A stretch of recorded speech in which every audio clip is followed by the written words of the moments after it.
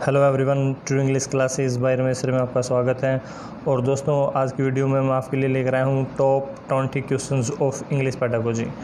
और इन क्वेश्चंस को मैं एक टेस्ट सीरीज़ के तौर पर लेकर आया हूँ ताकि आप अपनी तैयारियों को फ़र्क सकें।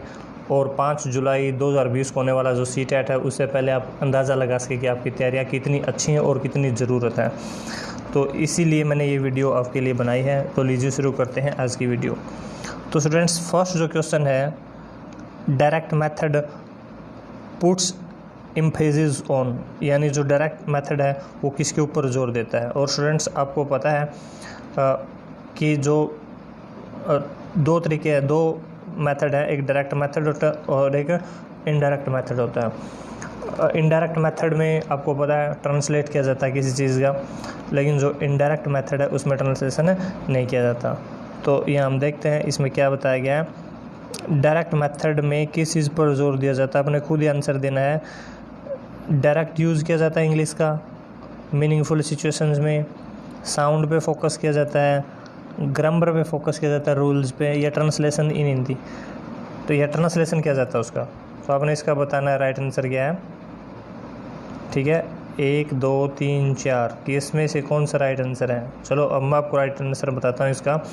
जो इसका राइट आंसर है डायरेक्ट यूज़ ऑफ इंग्लिश। यदि आप इंग्लिश पढ़ा रहे हैं, ठीक है, और डायरेक्ट मेथड का यूज़ कर रहे हैं तो इंग्लिश टू इंग्लिश पढ़ाएंगे आप। यदि आप इनडायरेक्ट मेथड का यूज़ कर रहे हैं तो आप फिर और इंग्लिश पढ़ा रहे हैं तो उसको ट्रांसलेट करेंगे हिंदी में या किसी अन्य लैंग्वेज में। जब ट्रांसलेट किया जाता है वो इनडायरेक्ट मेथड होता है और सीधा उसी लैंग्वेज में बताया जाए, that is a direct method. अब हम बात करते हैं नेक्स्ट क्वेश्चन की। इंडियन लर्नर्स ऑफ इंग्लिश, जो भारतीय सीखने वाले हैं इंग्लिश को, जनरली सफ़र पीड़ित रहते हैं वो from the following tag weaknesses. 4 weakness दी गई नीचे, उनमें से कौन सी सबसे बड़ी वीकनेस है जिससे वो सफ़र रहते हैं। थिंक दे नो एवरीथिंग, जो कुछ जानते हैं उसको पहले सोचते हैं। डोंट चैटिंग, या inability to understand pronunciation, right emails. तो आप इनमें से बता सकते हैं। हालांकि वीकनेसेस चारों ही हैं थोड़ी थोड़ी, लेकिन सबसे बड़ी वीकनेसेस इनमें मैं आपको बताऊं वो है 3, inability to understand pronunciation. English का जो प्रोनाउंसिएशन है, उच्चारण है, उसमें गड़बड़ ज़रूर होती है। तो इसका राइट आंसर है कम्युनिकेटिव। और कम्युनिकेटिव को आपको पता है एक दूसरे से बोल के जो सीखा जाए। कॉम्पिटेंस होता है निपुणता, इंक्लूड्स। कम्युनिकेटिव कॉम्पिटेंस में कौन कौन सी चीज़ें शामिल होती हैं। ग्रामेटिकल नॉलेज शामिल होता है, बोथ ग्रामेटिकल नॉलेज भी, ability to use this knowledge to perform different function, भिन्न भिन्न जगह इसको यूज़ किया जा सके। ओनली एब्स्ट्रैक्ट ग्रामेटिकल नॉलेज या ओनली लिंग्विस्टिक कॉम्पिटेंस। तो इसमें इसका जो राइट आंसर है, पहले आप बता सकते हैं, लेकिन इसका जो राइट आंसर है वो है नंबर 2, बोथ ग्रामेटिकल नॉलेज भी इस पर जोर दिया जाता है। ठीक है, और ग्रामेटिकल नॉलेज के साथ साथ आपको डिफरेंट जगह पे उसको परफॉर्म भी करना आना चाहिए, उस नॉलेज को बोलना भी आना चाहिए, तभी उसको कम्युनिकेटिव माना जाता है। सिर्फ ग्रामेटिकल रूल्स भी काम नहीं कर सकते, ठीक है, और बोल भी आप तब पाओगे जब आपके पास ग्रामेटिकल रूल्स हैं। तो दोनों ज़रूरी हैं। टीचिंग कॉम्प्रिहेंशन, ठीक है, is difficult because the reader is not familiar, क्योंकि जो रीडर है वो फैमिलियर नहीं होता, परिचित नहीं होता, उसको पता नहीं होता। ठीक है, तो वो डिफ़िकल्ट होता है। क्यों डिफ़िकल्ट होता है? ऑथर के कारण डिफ़िकल्टी उसको महसूस होती है। With the age in which the piece is written, जिस टाइम ये लिखा गया है, इसके कारण डिफ़िकल्टी होती है। With the use of idiomatic phrases, जो मुहावरे वगैरह यूज़ किए गए हैं, उसके कारण दिक्कत होती है। विद द पैसेज, तो इसका जो राइट आंसर है वो है इडियोमेटिक फ्रेजेस, क्योंकि बीच बीच में राइटर ने कुछ मुहावरे वगैरह यूज़ किए गए हैं, उनमें इंग्लिश में हमें दिक्कत हो सकती है। जो नेक्स्ट है स्ट्रक्चरल अप्रोच। पहले तो आपको पता होना चाहिए स्ट्रक्चरल अप्रोच क्या है। ठीक है, stresses on the importance of, किसके स्ट्रेस होता है, जोर देना, इम्पोर्टेंस होता है महत्व, किस चीज़ के महत्व पर जोर देती है स्ट्रक्चरल अप्रोच। और स्ट्रक्चरल अप्रोच होता है जैसे पहले किसी स्ट्रक्चर बेस से जोर देना, पहले सब्जेक्ट, फिर हेल्पिंग वर्ब, फिर वर्ब ऑब्जेक्ट, स्ट्रक्चर बताना। ठीक है, तो इसमें किस चीज़ पर जोर दिया जाता है? स्पेलिंग पे जोर दिया जाता है, फ्लुएंसी पे जोर दिया जाता है, वोकैबुलरी पे जोर दिया जाता है, या फिर सेंटेंस स्ट्रक्चर पर जोर दिया जाता है, सेंटेंस स्ट्रक्चर पर जोर दिया जाता है कि भी पहले सब्जेक्ट, फिर किस चीज़ का यूज़ करोगे, फिर किस चीज़ का यूज़ करोगे, इस चीज़ पर लास्ट में साइन ऑफ इंटेरोगेटिव का यूज़ होगा, फुल स्टॉप का यूज़ होगा, किस चीज़ का यूज़ होगा, इन चीज़ों पर इसमें जोर दिया जाता है। तो इसका राइट आंसर है sentence structure.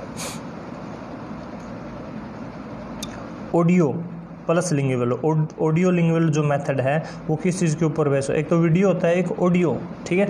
Audio lingual method किस चीज़ के ऊपर बेस होता है, ग्रामेटिकल एक्सप्लेनेशन के ऊपर, एनालिसिस ऑफ कंटेंट, या मेमोराइजेशन ऑफ डायलॉग्स, या फिर वेयरिंग प्रैक्टिस। तो देखो इसमें ऑडियो की बात है तो मेमोराइज करना पड़ेगा किस चीज़ को, डायलॉग्स को मेमोराइज करना पड़ेगा। इसका जो राइट आंसर है वो है थर्ड। टेस्टिंग नेसेसरी क्यों है, टेस्टिंग नेसेसरी है प्रॉपर यूटिलाइजेशन किया जा सके लैंग्वेज रिसोर्सेज का। टेस्टिंग नेसेसरी है to know the achievement level, achievement level नापा जा सके किसका, लर्नर का। टेस्टिंग नेसेसरी है to the competence of the teacher, teacher का टेस्ट किया, टीचर का तो टेस्ट करना ही नहीं है भाई। और testing is necessary to promote the learner, learner को प्रमोट किया जाए, लेकिन मेन इसमें यह है ताकि उसकी अचीवमेंट का लेवल पता चल सके कि भी क्या सीख रहा है वो, ठीक है। और टीचर को तो कुछ जज करना ही नहीं है।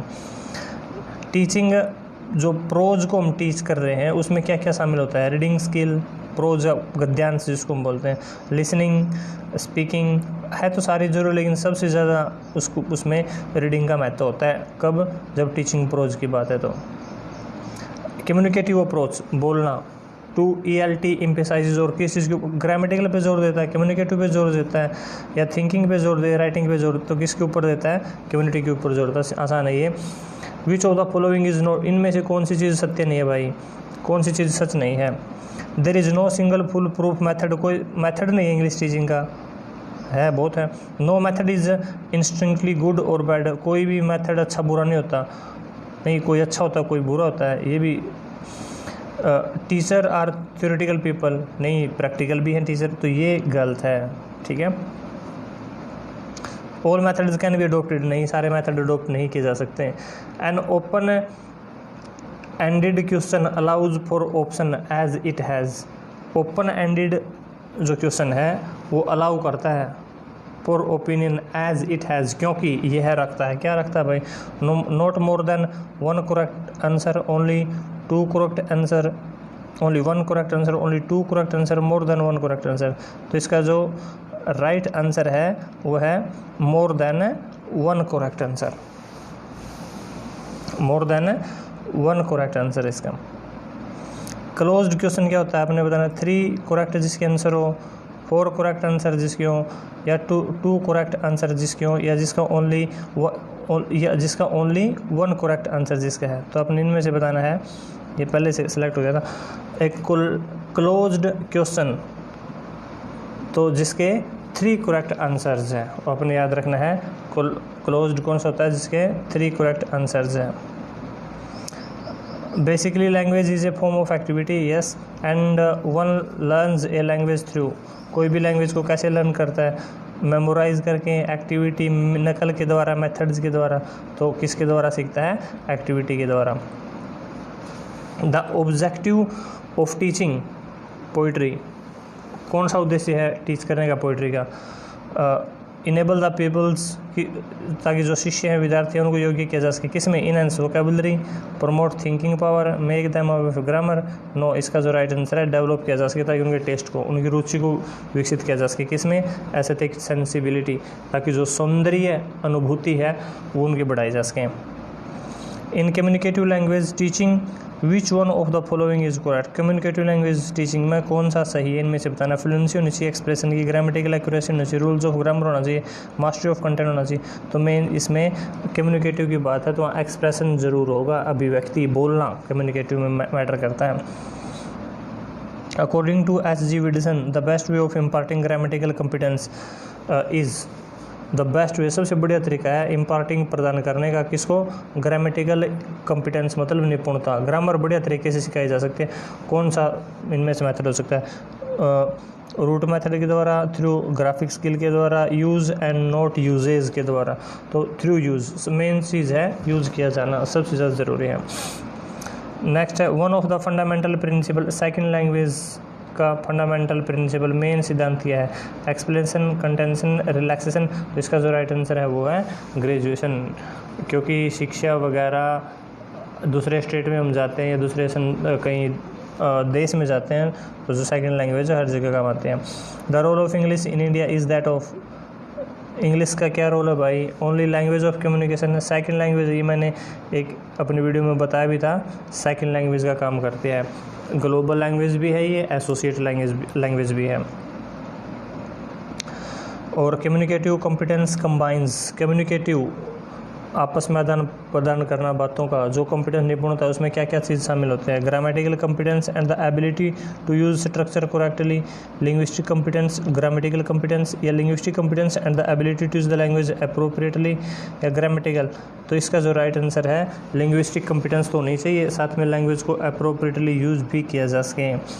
बेसिक लैंग्वेज स्किल्स आर, कौन कौन सी बेसिक है? तो सारी है, ठीक है, टीचिंग, लर्निंग, रीडिंग, लिसनिंग। लेकिन सबसे पहले इनमें कौन सी शामिल होती है? सबसे पहले लिसनिंग आता है, फिर स्पीकिंग आता है, फिर रीडिंग आता है, फिर राइटिंग आता है। ये चीज़ें आपने याद रखनी है। तो इसमें ये 20 क्वेश्चंस मैं आपके लिए लेकर आया हूँ। अब आपने अपने देख लेना इस वीडियो के बेस पर आपकी तैयारियाँ कैसी हैं और कितनी तैयारियां और आपने करनी है।